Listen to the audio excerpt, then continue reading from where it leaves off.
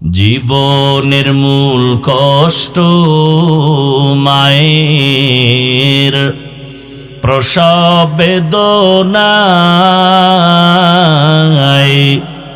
সাত আসমান সাত জমিন তখন মায়েরই মাথায়। জীবনের মূল কষ্ট মায়ের প্রসব বেদনায়, সাত আসমান সাত জমিন তখন মায়েরই মাথায়। আমার সুন্দর মুখ দেখে মায়ের, আমার সুন্দর মুখ দেখে মায়ের ব্যথা যায় দেয় হাসাইয়া। ও আমার প্রাণের মা, মা গো মা, কোথায় গেলে মোরে ছাড়িয়া? জনম দুঃখী ইয়াতীম আমি, চায় না কেহ ফিরিয়া। আমি যখন ছিলাম আমার মায়ের উদরে,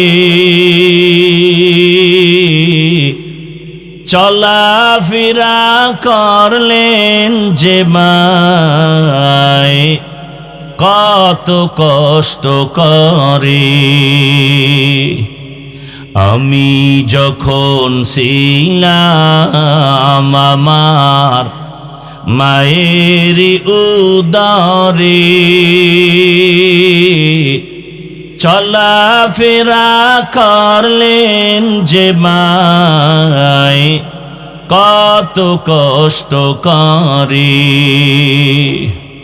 এমন মাকে কেমনে আজি,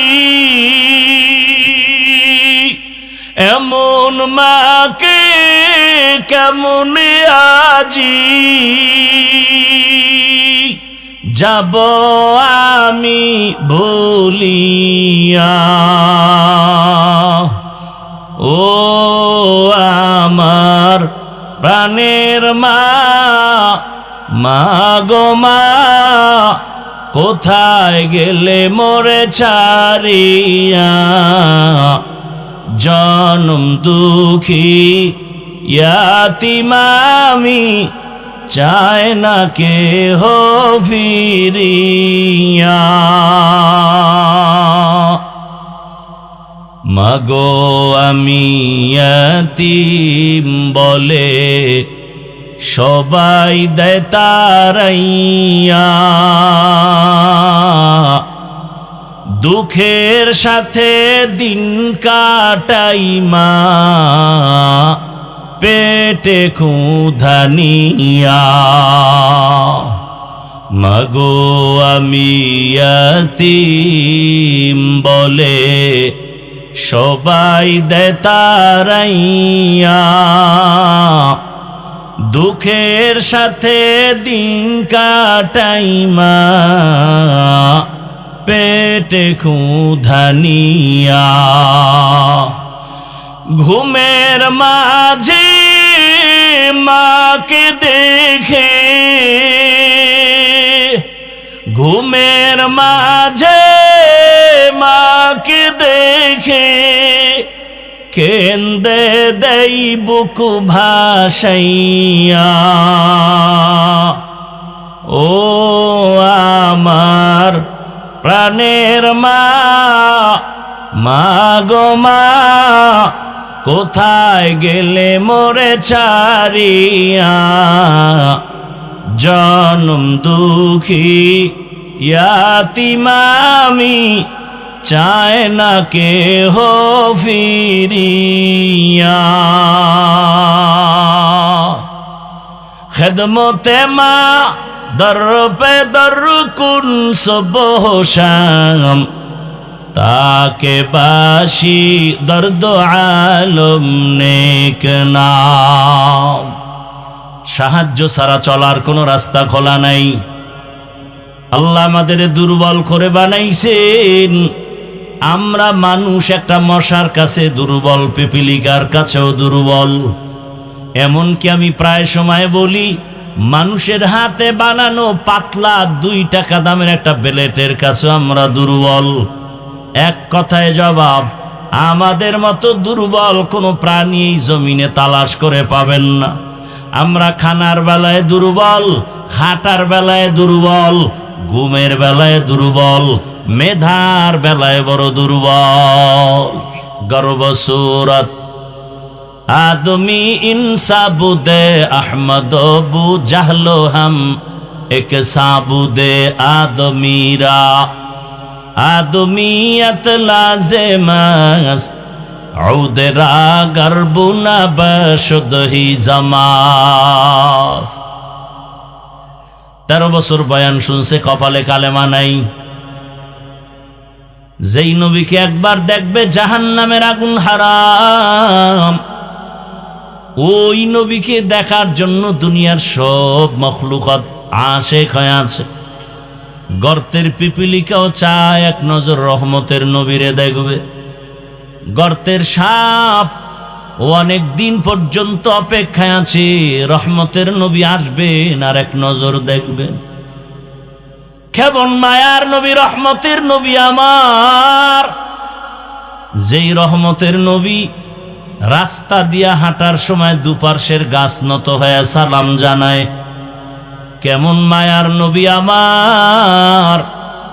আম্মা জান আয়েশা রাদিয়াল্লাহু আনহা বলেন, নবীর ঘাম আমি বোতলের মধ্যে ভরে রাখতাম আর আতর হিসাবে ব্যবহার করতাম। সেই নবীকে 13 বছর দেখার পরও কালেমা পড়ে না, এর নামই হলো কপাল। আর অন্যদিকে 27 বছরের একটা যুবক তরবারি নিয়ে দৌড়ায় নবীকে জবাই করার জন্য। রহমতের নবীকে জবাই করবে, 27 বছরের যুবকটা তরবারি নিয়ে দৌড়ায়। রহমতের নবীকে একটা নজর দেখা মাত্র তরবারি ফালাইয়া রহমতের নবীরে বলেন, নবী মাফ করে দেন, কালেমার মালা গলায় পড়ায়া দেন। 13 বছর দেখলো, বয়ান শুনলো, কালেমা পড়ে না। আর 27 বছরের যুবকটা রসুলকে হত্যা করতে গিয়া কালেমাওয়ালা হয়ে গেল। এর নাম কফা। এই ভাগ্যবান কপালওয়ালার নাম জানেন কেউ? কি? এর নাম কফা। বহুদিন ধরে এই প্রোগ্রামের প্রচারণা চলছে গোটা মুক্তাগাছা এলাকার আশেপাশে। কপালওয়ালা এমন কপাল, আসার নিয়ত করে অনেকে আসতেই পারে নাই। আর একদল আসছে ঠিক, তবে বেহেশতের প্যান্ডেলে ঢুকতে পারে নাই। এরা মার্কেটে ঘুরে আর গল্প করে আর কবিরা গুনায় লিপ্ত হয়ে আছে, নাই? আর একদল কপালওয়ালারা বেহেশতের প্যান্ডেলে ঢুকছে, কিন্তু তার কপালও বেশি ভালো না। মোবাইলটা সামনে ধরিয়া কলবের দরজা বন্ধ করে দিয়েছি। যত বয়ান সব মোবাইলে ঢুকে, কলবে ঢুকে না। বলার দায়িত্ব আমার, মানবেন কিনা সেটা আপনার চিন্তা। আর একদল কপালওয়ালারা ঠিকই বয়ান শুনতেছে, কিন্তু শয়তান ওয়াসওয়াসা দেয়, এত বয়ান শুনে লাভ কি? ওঠ, ঘন্টাকে ঘন্টা বয়ান শুনবে, 10 মিনিটের জন্য ধৈর্য ধারণ করে মোনাজাতটা দিতে পারবে না। কারণ শয়তান জানে বয়ান শুনলে তেমন ক্ষতি হবে না, মোনাজাত দিলে গুনাহ মাফ হবে, আমি ইবলিসের বড় ক্ষতি হয়ে যাবে। এজন্য দেখবেন অনেক কপালওয়ালারা বয়ান শুনে মোনাজাতের আগে চলে যায়। শয়তান ওদেরকে গ্রাস করে ফেলেছে। আল্লাহ হেদায়াতের দৌলত দান করেন। এখনো কি ব্যারাম থাকবে? আল্লাহ সবাইকে কবুল করে। আল্লাহ, দুনিয়ার মুমিনকে আল্লাহ সাহায্যের জন্য বলেছেন, অথচ দুনিয়ার কোনো মানুষ বেঈমানও বলেন কারো সাহায্য ছাড়া চলতে পারে না। কিন্তু মুমিনকে কেন বলেছেন, বেঈমানকে কেন বলেন না? বলে জান্নাত শুধু মুমিন পাবে, কোনো বেঈমান পাবে না। যদিও হাদিসে পাকে আছে প্রত্যেকটা বান্দার নামে জান্নাতে বাড়ি বরাদ্দ করা আছে।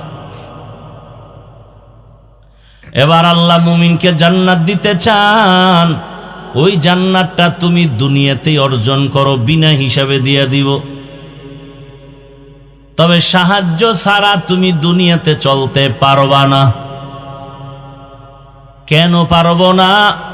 এর এক নাম্বার কারণ, আমরা বড় দুর্বল। আমরা কি বাহাদুরি দেখাই খুব শক্তিশালী মিয়া। একটা মশার শক্তি আছে আপনার ভেতরে। এসি মশারি লাগায় ঘুমাইছে, বাতি বন্ধ করার পরে দেখে কানের সামনে মশা গান গাইতেছে। এত আরামের ঘুমটা নষ্ট করলো, এসি মশারিও মানলো না, মাথা গরম হয়ে গেছে, বাতি জ্বালাইছে। মশারির ছিদ্র দিয়া মশা ঢুকলো কেমনে? বাতি জ্বালায় তদন্ত করে যাক, মোটামুটি ঢুকছে কোন দিক দিয়ে বলা যায় না। আল্লাহ কয় ওদিকে তাকায়, এবার নিজের দিকে তাকা। একটা ছোট্ট ছিদ্র দিয়া মশা ঢুকতে পারে না, সেই দিয়া ঢুকলো। আর তোর কানের ছিদ্র কত বড়! তোর কানের সামনে মশা ঘুরে একবারও ভেতরে ঢুকে না, তোর বাবায় পাহারা দেয়। একটা মশা যদি কানের মধ্যে ঢুকে যায়, তোর সারা রাতের ঘুম নষ্ট হয়ে যাবে। নাকের মধ্যে যদি একটা মশা ঢুকে যায়, তোর ঘুম নষ্ট হয়ে যাবে। আল্লাহ বলেন, সারাদিন তুই ব্যবসা চাকরি করেছো, আমি ফেরেশতা দিয়া তোর পাহারাদার বানায় দিয়েছি। আতিনা ফি দারে দুনিয়া না হাসান, আতিনা ফি দারে উকবা না হাসান, ইয়া গিয়াসাল মুস্তাগীসিন ইহদিনা লিফতিখারা বিল উলুমি ওয়াল গিনা। সাহায্য ছাড়া চলা যাবে? ভালো করে বুঝার চেষ্টা করি। দুনিয়ার সবাই আমরা দুর্বল। আল্লাহ বলেন, ওয়া খুলিকাল ইনসানু যায়ীফা, আমি ইনসানকে বড় দুর্বল করে সৃষ্টি করেছি। আমরা মানুষ কেমন দুর্বল! একটা ছাগল বা বকরির বাচ্চা দিয়ে তাকায় দেখবেন, বকরির বাচ্চা যখন দুনিয়াতে আসে, ওর আশেপাশে কোনো সহযোগিতাকারী থাকে না। থাকে? আর আপনি আমি যেদিন আসছি, আমার আম্মাজানের কণ্ঠ অনেক চাপায় রাখে পর্দা। আমার আম্মার কণ্ঠের আওয়াজ ঘরের ভেতর থেকে সামনের দরওয়াজায় যায় না, এত পর্দা করে আমার মা। কারণ নারীদের শরীরটা ঢেকে রাখা যেমন ফরজ, ভিন পুরুষের থেকে কণ্ঠকেও ঢেকে রাখা ফরজ। কণ্ঠের আওয়াজ যেন বেগানায় না শুনে। এজন্য হাদিসে স্পষ্ট নিষেধ, কোনদিন যেন বেগানা নারী বেগানা পুরুষের সালাম না দেয়। মায়ের কণ্ঠ সামনের দরওয়াজায় যায় না। কিন্তু আপনি আমি যেদিন দুনিয়াতে আসব, ওই দিন আমার আম্মাজানের প্রসব বেদনা শুরু হয়ে গেছে। এমন আম্মাজানের ব্যথার কান্নার আওয়াজ, আমার আম্মাজানের আওয়াজ বাহিরে যায় না। কিন্তু আমি যেদিন দুনিয়াতে আসব, সেই প্রসব বেদনার কান্নায় মা বেকার আর বেহুশ হয়ে গেছে কয়েকবার। আম্মাজানের কান্নার আওয়াজে পাশের বাড়ির মানুষ পর্যন্ত ঘুমাতে পারে না। ঠিক নেই? এরে নবীর উম্মত, আম্মাজানকে সান্ত্বনা দেওয়ার জন্য আমার দাদি নানি পাশে বসে মাকে বুঝাচ্ছে, আম্মাজান বড় দুর্বল। এরপরে ধাত্রী নারীরাও পাশে থাকে। এক পর্যায়ে মা নিরাশ হইয়া চোখের পানি ছেড়ে কান্না করে বাবারে ডাকে। আম্মাজান আমার দাদি নারীরে কয়, সরে যাও, আমার স্বামীরে আমার কাছে এনে দাও।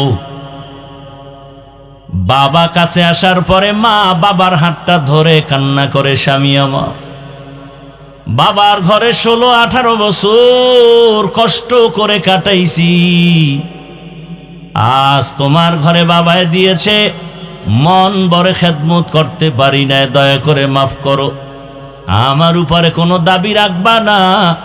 বাবা বলে, এত অস্থির কেন? বলে, আমি মরে যাব, কারণ 7 আসমানের বোঝ আমার মাথায় চেপেছে, প্রসব বেদনা সহ্য করতে পারি না।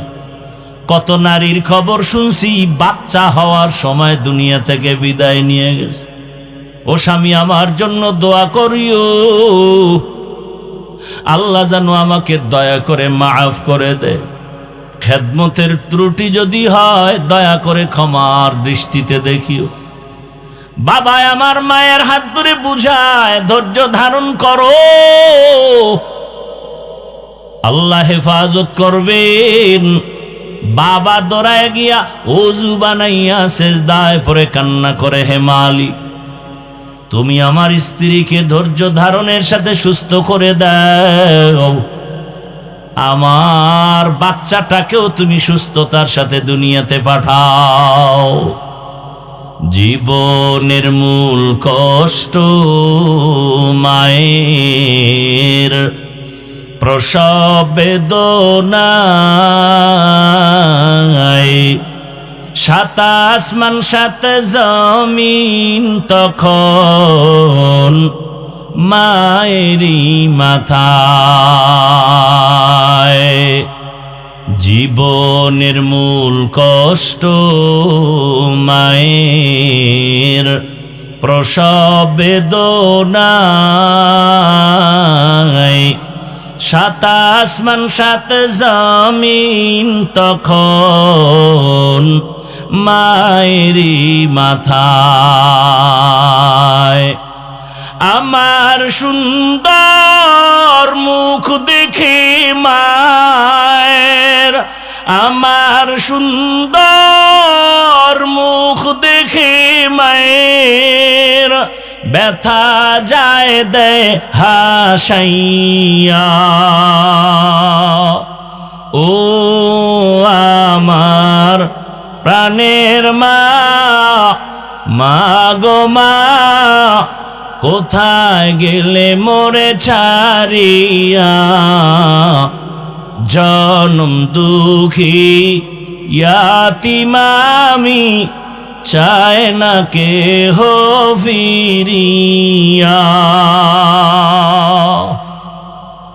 আমি যখন ছিলাম আমার মায়ের উদরে,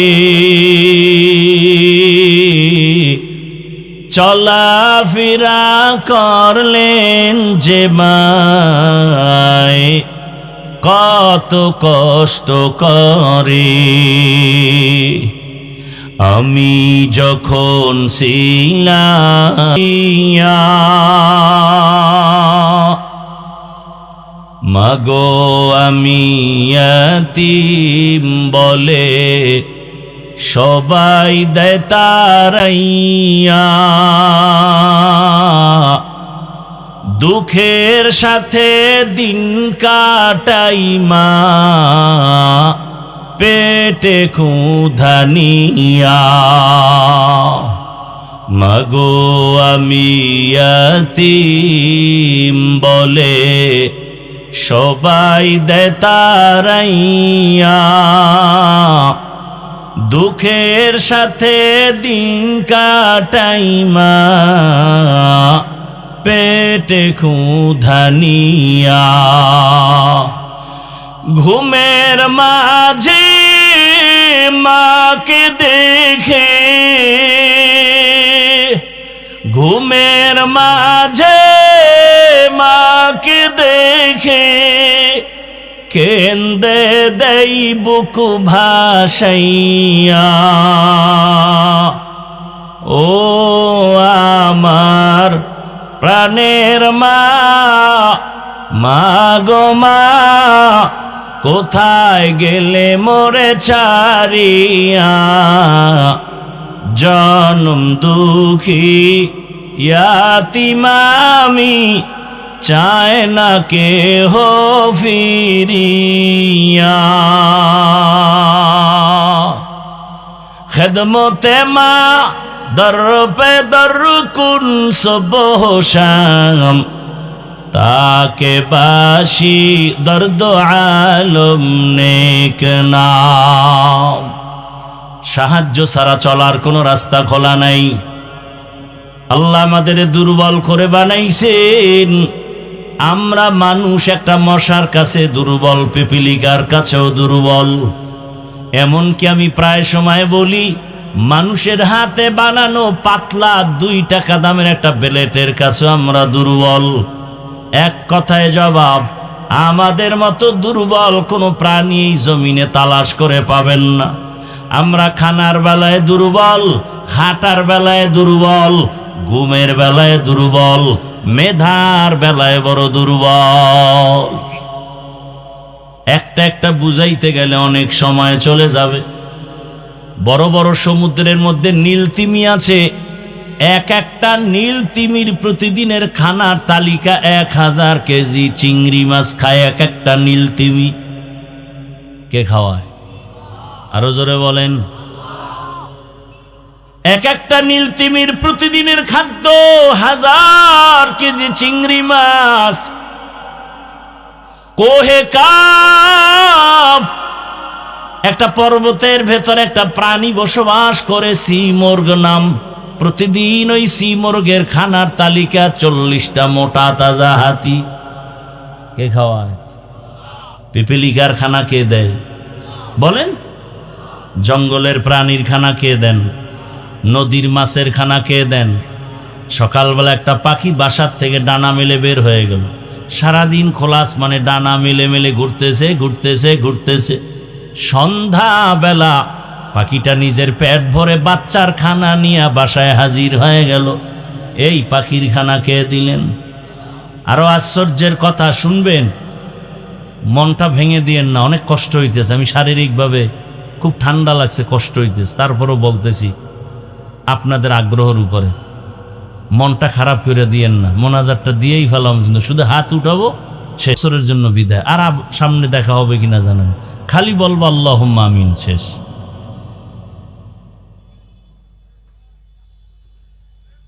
আসলেই যে বলছি কপাল, কি বলছিলাম মনে আছে? বলি না একটু আগে, 13 বছর বয়ান শুনেও কপাল খুলে না। আর রসুলকে জবাই করতে গিয়েও কি কপাল খুলে গেছে। এমন খোঁড়া খুলছে ওমরের কপাল, যে ওমর মসজিদে বই একটা আওয়াজ দিছে 2000 কিলোমিটার দূরে ইরানে, সেই ওমরের আওয়াজ সে ডাইরেক্ট শুনে গেছে।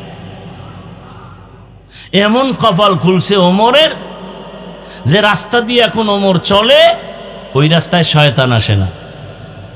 একটা যুবক মদের বোতল নিয়ে হাঁটতেছে আর গান গাইতেছে, ওমরের দেখা সেই ভয়। ওমর এখনো নজর দেয় নাই। ওমর আসতেছে, মদ বোতল নিয়ে, যুবক কাঁপতেছে। ওমর যদি মদের বোতল পায় তাহলে কোনো কথা নাই, তরবারি রেডি, কল্লা ফালায় দিব। কথার আগে তরবারি। কি পাওয়ার আল্লাহ ওমরকে দিছেন! শয়তান ওমরের ভয় পায়। এখন যুবকের চোখে চোখে পড়ে গেছে, মদের বোতল ফালাইয়াও দিতে পারে না, ওমর দেখে বলাইছে। যুবক কি করবে? মনে মনে আল্লাহরে ডাক দিয়েছে, মাওলা তুমি ওমরের হাত থেকে আমাকে বাঁচাও, আমি আর জীবনে মদ পান করব না। ওমর আইসা খায়, তোর হাতে কি বোতল দে। ও তো কাঁপতেছে, খায় কাঁপো কেন, দে। যুবক তো খাঁটি তওবা করে ফেলছে। বোতলটা ওমরের হাতে নিয়ে উপরে উঠায় তাকায় দেখে 1 ফোঁটা মদ বোতলে নাই, টোটাল বোতলটা সাদা দুধে ভরা। খাকো বাদো আবো আতিশ বান্দা বামানে তু মুর্দা বা হক জিন্দা আন। ঘুমে ধরছে আপনাদের? আমি জানি জাতি সারা রাত মোবাইলের হক আদায় করে ঘুমায় না। সারা রাত গুনার প্র্যাকটিস চলে ঘরে ঘরে। আল্লাহ হেদায়াত দান করুন। আল্লাহ তাআলা আমাদেরকে খানার বেলায় দুর্বল করে বানাইছেন, মেধার বেলায় আমরা বড় দুর্বল।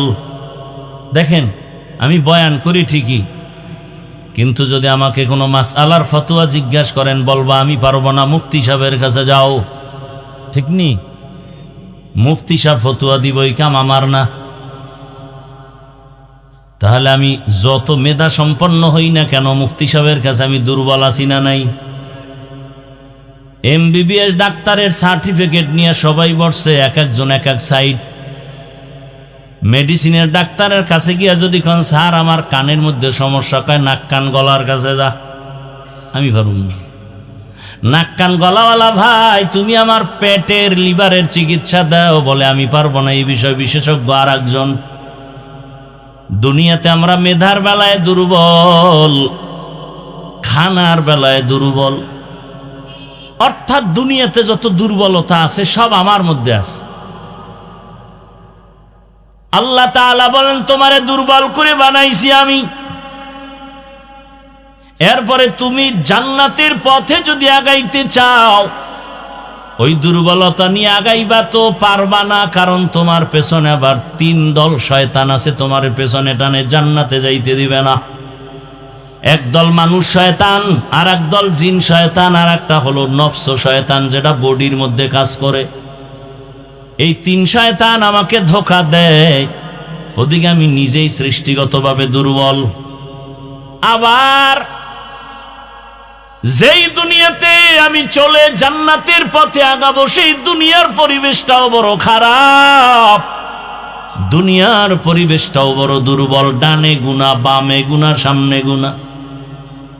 ঘর থেকে বের হব গুনাহ, ঘরের মধ্যে গুনাহ, কানের মধ্যে আওয়াজ আসে গুনার আওয়াজ, চোখের সামনে গুনাহ। এত কিছু ট্যাকেল দিয়া সামনে জান্নাতের পথে আগানো আমি দুর্বলের দ্বারা সম্ভব না, অন্যের সাহায্য নিতেই হবে। এই হলো একটা আল্লাহর দিকের বুঝ। আর একটা বুঝ কি? আর একটা দুর্বলতার বুঝ হলো, দুনিয়াতে প্রত্যেকটা মানুষ সামাজিকভাবে একে অপরের কাছে দুর্বল। চলতেই পারি না, আমার কাছে টাকা আছে, ঘরে চাল নাই। চাল কই? কৃষকের কাছে। কৃষক মানুষ মনে করেন খুব নিম্নের মানুষ, চাষিদেরকে খুব দুর্বল মনে করে। ও কয়, বড় লোক তুমি যতই বাহাদুরি করো, তোমার পকেটের টাকা আমাকে দাও তো, আমার চাল তোমার ঘরে যাবে, না হয় যাবে না। কি? তাহলে বড় লোক যতই বাহাদুরি করি, আমার টাকার বাহাদুরি চলবে না। আমি চালওয়ালার কাছে দুর্বল, মাছওয়ালার কাছে দুর্বল। 200-400 হাত পানির মধ্যে গিয়া যদি জেলেরা ইলিশ মাছের জাল না ফেলায়, এই জাতির কপালে ইলিশ মাছ কখনো জুটবে না। তাহলে জেলের কাছে আমি ইলিশ মাছ খানেওয়ালা বড় দুর্বল। এইভাবে আমি গাড়ি চালাই, গাড়িতে আসছি, কিন্তু ড্রাইভার আমাকে টেনে নিয়ে আসছে, আমি পারতাম না। আল্লাহ বুঝায় দিলেন, তুমি স্বয়ং সম্পূর্ণ না। একদিক দিয়ে তোমার সম্মান ঠিক রাখার জন্য একটা গুণ দিলাম, অহংকারী যেন না হও, অন্য দিকটা দুর্বল করে রাখলাম। তুমি দুনিয়াতে সম্মানে বেঁচে থাকতে একটা গুণ দিলাম, এই গুণ হইয়া তোমার গুণে গুণান্বিত হয়ে যেন তুমি অহংকারী হয়ে না যাও, এজন্য আর এক সাইড দুর্বল করে দিল। আল্লাহ ব্যালেন্স করে দিয়েছেন আমাদের জীবনকে। ভাইরা আমার, জীবন বড় বিপন্ন আমার। এই দুর্বলতার মধ্যে তুমি যদি আগাইতে চাও, অন্যের সাহায্য নিবা।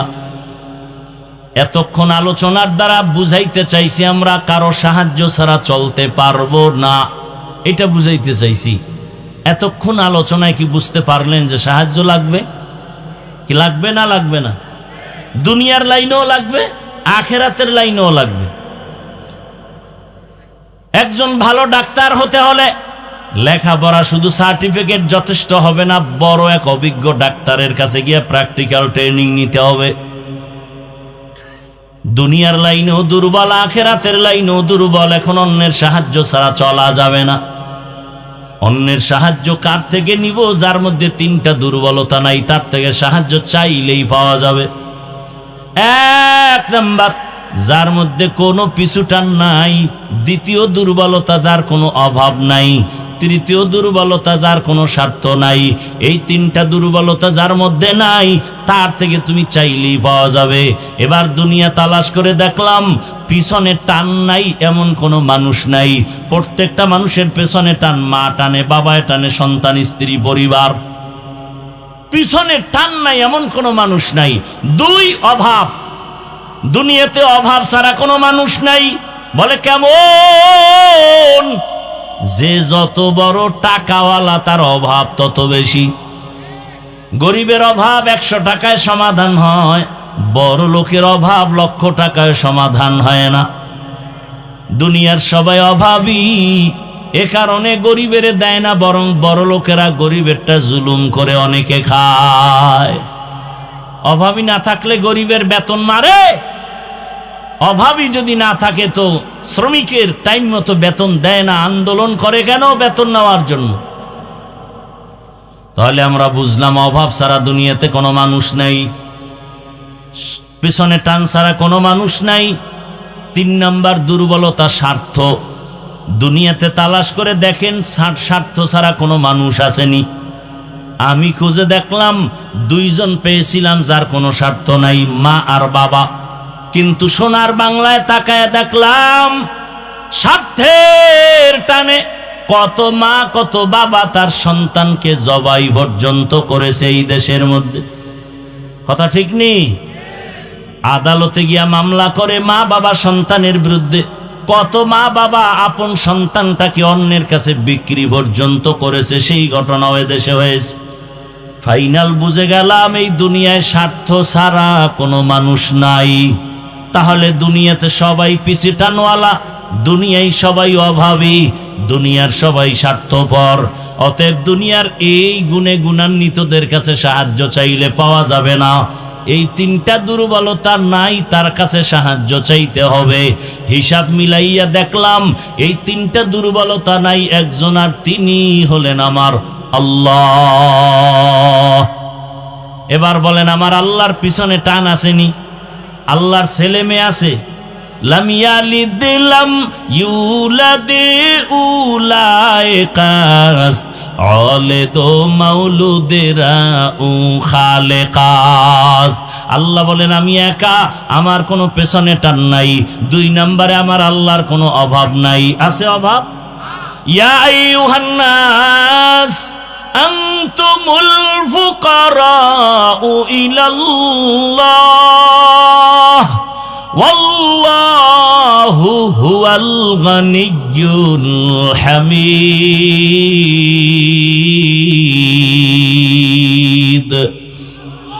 गर तवक्कुल मी कुनिहार सुबह शाम मेरा सानद रिस्क तू अजला मकाम जुज़बा हक़ची जे मखाज इंसो जा फजले उआ मस्ते दर जुमला जहा।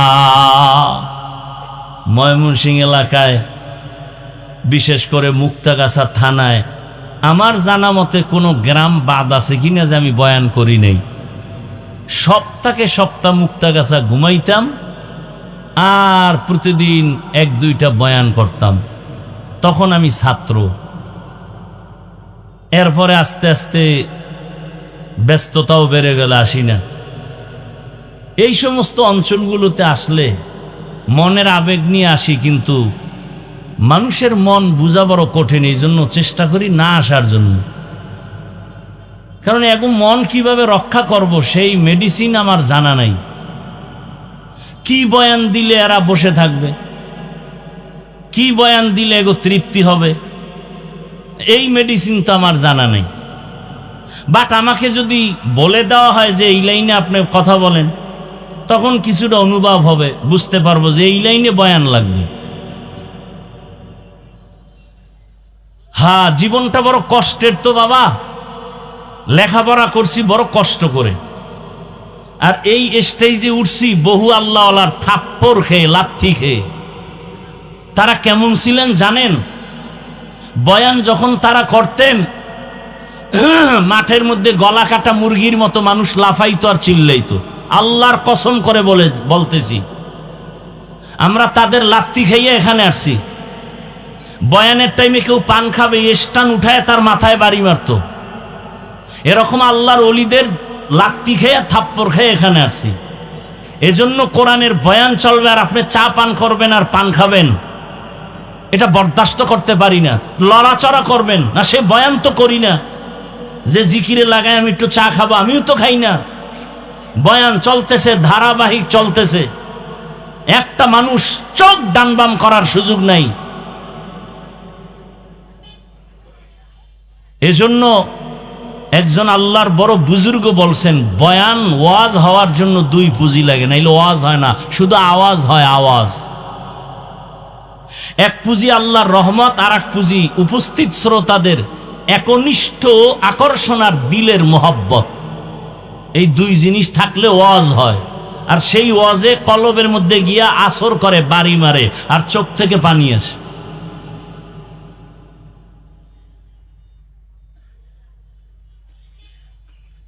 এজন্য ওয়াজ বাড়ছে, এত মানুষ। কালকে বলবেন ও বহু মানুষ, খুব খুশির খবর, ফজর নাই, জোহর নাই, আসর নাই, মাগরিব নাই, এশা নাই, এত মানুষ হইছে তো কি হইছে? আবারও ফজর খালি তো কি হইল?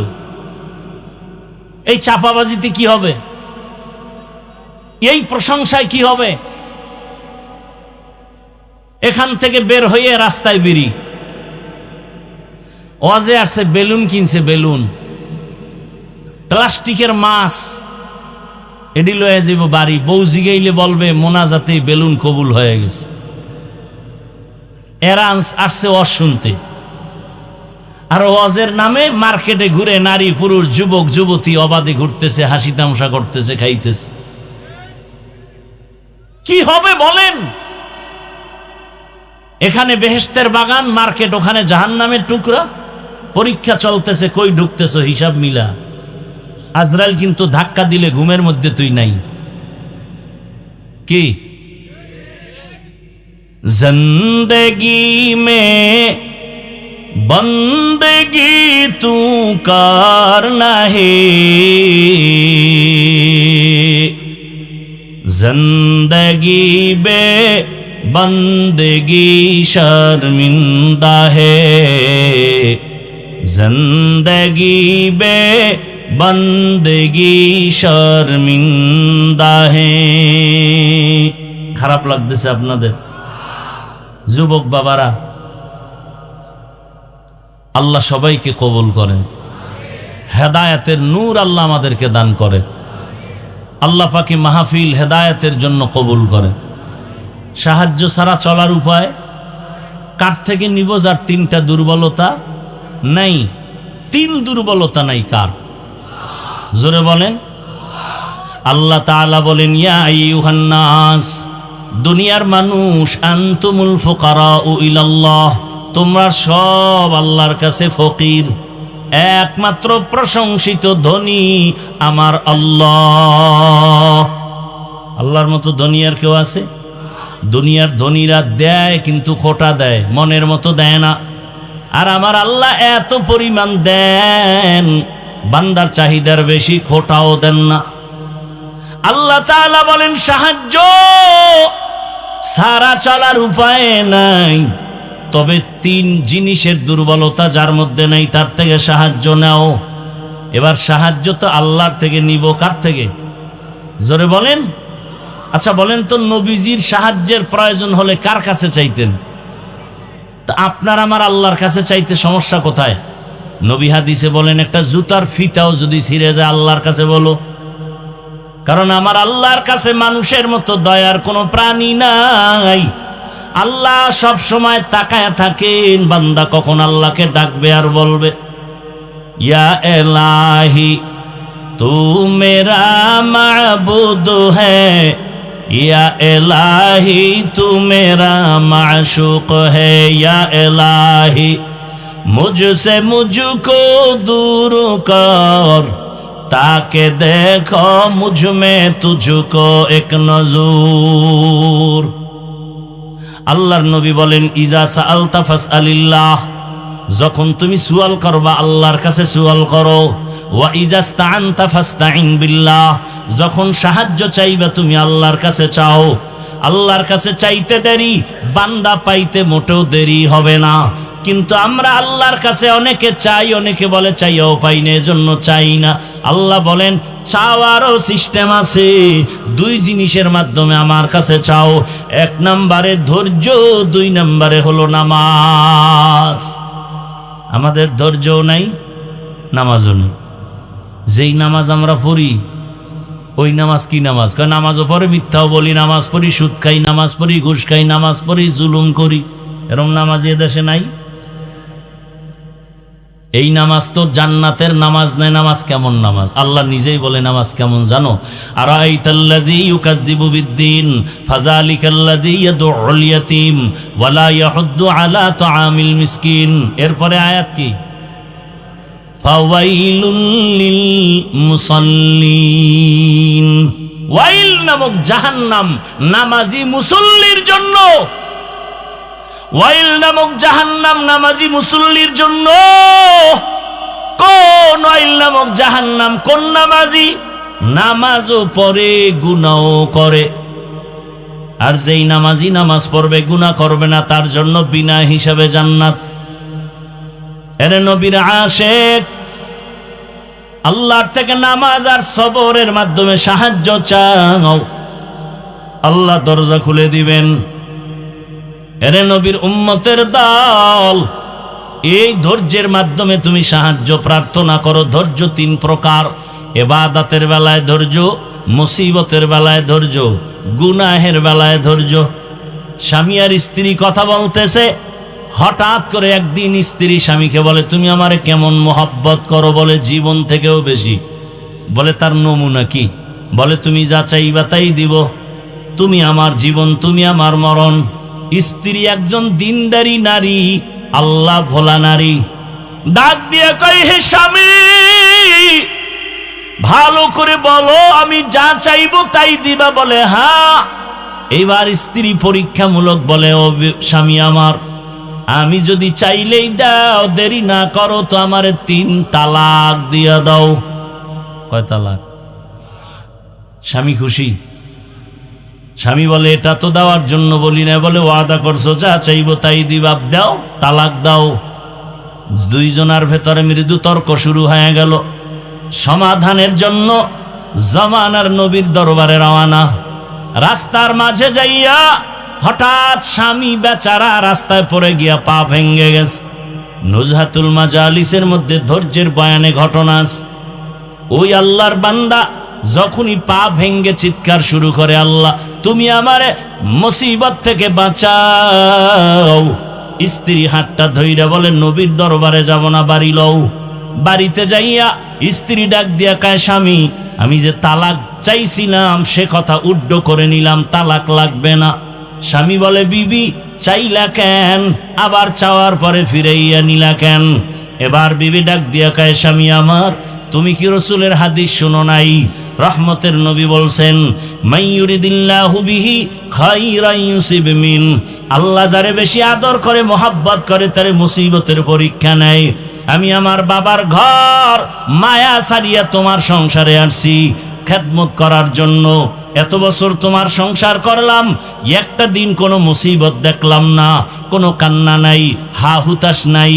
বুঝলাম যেখানে মুসিবত নাই ওখানে আল্লাহর রহমত নাই।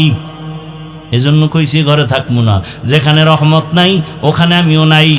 কিন্তু আল্লাহর কুদরত, যখন তুমি রাস্তার মাঝে গিয়া পড়ে গিয়া পাটা ভেঙে ফেলেছ, তখন তোমার কান্না শুরু হয়েছে। মুসিবত এসে গেছে। মুসিবত যেখানে আছে রহমতও সেখানে আছে, আমিও সেখানে আছি। এ কারণে তালাক চাইয়া আবার ফিরায় নিয়েছি। আর আমরা সামান্য একটু মুসিবতে পড়লে আল্লাহরে শুদ্ধা গালি দেয়, আছে না নাই? আল্লাহ হেদায়েতের দৌলত দান করেন। আল্লাহ বলেন আমি পরীক্ষার হলে পাঠাইছি, পরীক্ষা করিয়া তোমার ঈমানটারে তাজা করব, যাচাই করব। আল্লাহর কাছে সাহায্য চাওয়ার জন্য 2 জিনিস লাগবে, ধৈর্য আর নামাজ। আমাদের ধৈর্য নাই, নামাজও নাই, এ কারণে সাহায্য চাইও আমরা পাই না। যারা আল্লাহর কাছে চাওয়ার মতো চাইছেন আল্লাহ তাদেরকে দিয়েই দিছেন, কঠিনভাবে দিছেন। ভাইরা আমার, আল্লাহ পাক রব্বুল আলামিনের কাছে চাইছেন, আল্লাহ নগদ দিয়ে দিছেন, বাকিতেও দেন নাই। এ দুনিয়ায় আল্লাহর এক বড় দুশমন, নাম হলো ফিরআউন। জানেননি তার স্ত্রীর নাম কি? জোরে বলেন। ও আম্মা জানেরা, ও আমার কলিজার যুবক বাবারা, বৃদ্ধ বাবাজিরা, ভালো করে শুনে নাও। ও পর্দার আড়ালের মা, এ জমিনে বড় বেঈমান আল্লাহর নামের দুশমন এমন ফিরআউন। কোরআনে যেই ফেরাউনের এত নাম চলে আসছে, এই ফেরাউনের স্ত্রী আসিয়া এত বড় বেঈমানের ঘরে সংসার করতে গিয়া আল্লাহ তাআলা আসিয়ার এমন ভাবে কবুল করে ফেললেন। আসিয়ার ব্যাপারে রহমতের নবী বলেন, কিয়ামতের দিন জান্নাতে আসিয়ার সাথে আমি মুহাম্মদের বিবাহ হবে। আরো আস্তে করে বলেন, কেমন নারী! ও পর্দার আড়ালের মা বোনেরা, ও আম্মা জানেরা, আপনাদের মতো কত মা এই এলাকায় এখনো আছে, বেপর্দায় চলে না, নামাজ ছাড়ে না, মোবাইলে সময় নষ্ট করে না, স্বামীর মাল খেয়ানত করে না। আম্মা জানেরা, আপনারা কি পারবেন না একজন ভালো নারী হবেন? ও যুবক বাবারা, আমি তোমাদেরকে যতই বয়ান করি, আমি কিন্তু এ কথা বলি না আমার মতো টুপিওয়ালা বড় হুজুর হয়ে তসবিহ হাতে নাও, স্কুল বন্ধ করে মাদ্রাসায় যাও, আমি এ কথা কিন্তু বলি নাই। আমি অন্তর থেকে বলি, আমার দেশে মাওলানা মুফতি মুহাদ্দিসের অভাব নাই। আমার দেশে আদর্শ ডাক্তারের দরকার, আমার দেশে আদর্শ ইঞ্জিনিয়ারের দরকার, আদর্শবান ডিসি এসপি ওসির দরকার।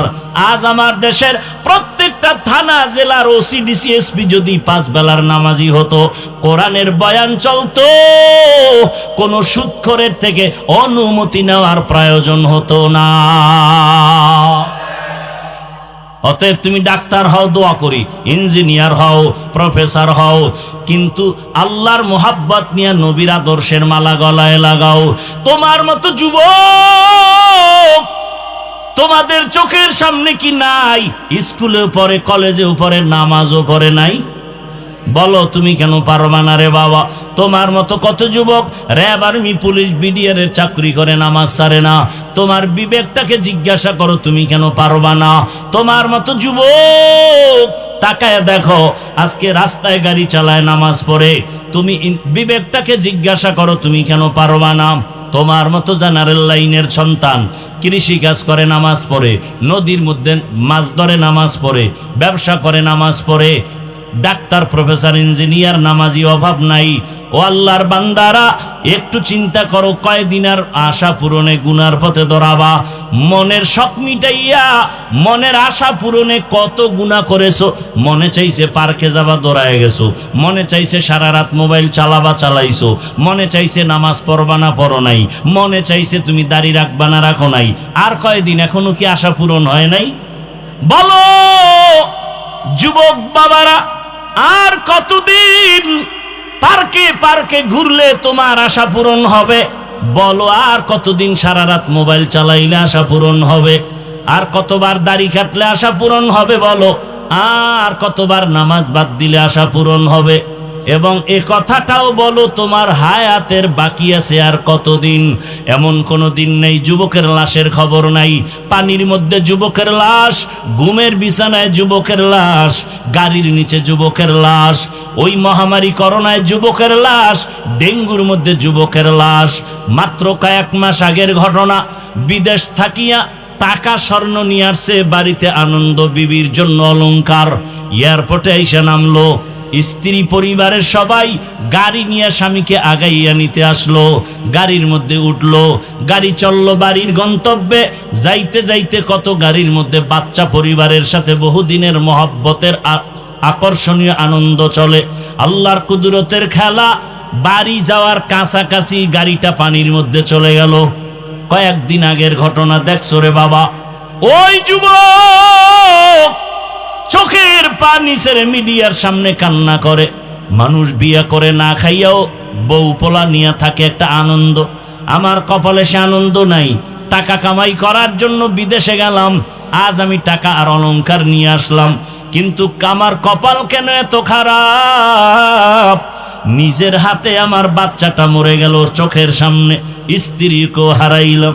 এখন আমি কোন ঘরে যাব? আমার ঘর এখন আনন্দ দেওয়ার কেউ নাই, বাতি জানানোর কেউ নাই। ও আমার যুবক বাবারা, সিঙ্গাপুরে যাবে, হয় না ভিসা হঠাৎ করে হয়ে গেল, টিকিটও কেটে ফেললো, আর 5টা দিন পরেই সে সিঙ্গাপুর চলে যাবে। অল্প বয়সের যুবক। 2 দিন আগে এক বন্ধু সকাল 8টায় টেলিফোন করে কয়, চল আমরা একটু নাস্তা করতে যাই। যুবক বলে, মা আমি একটু বের হচ্ছি। কেন? বলে, অমুক বন্ধু আসছে, চায়ের দোকানে যাব। ওই মরণস্রর নাম কি? বাইকটা নিয়ে বের হইয়া বন্ধুরে পেছনে নিয়া চায়ের দোকানে যখন চালানো শুরু করলো, এমন ভাবে আঁকাবাঁকা টান দিছে, দেওয়ালের সাথে বাড়ি লেগে জাগায় বন্ধু পরে মাথায় আঘাত, জাগাত নাই।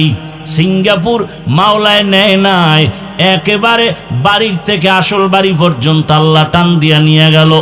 ও যুবক বাবা, ইদানিং কালে যত লাশের খবর, যুবকের লাশ, মনটাকে একটা কথাই বুঝাও যে আমার মতো যুবক জেনারেল লাইনে থাইকাও যদি স্কুল কলেজে পড়ে নামাজ পড়ে, আমি কেন পারি না?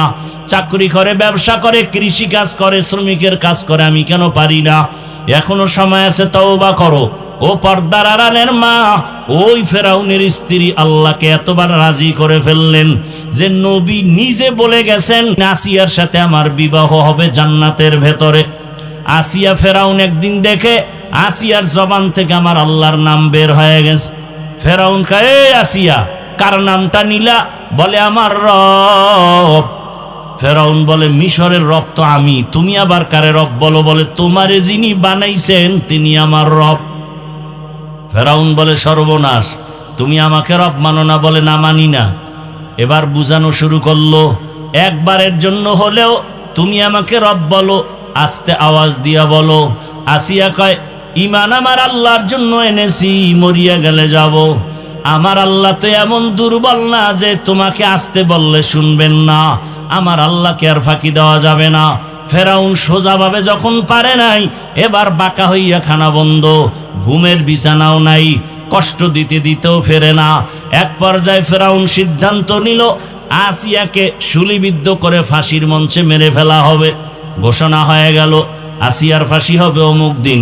মিশরের ময়দানে হাজারো লাখো মানুষের সমাগম হয়ে গেল।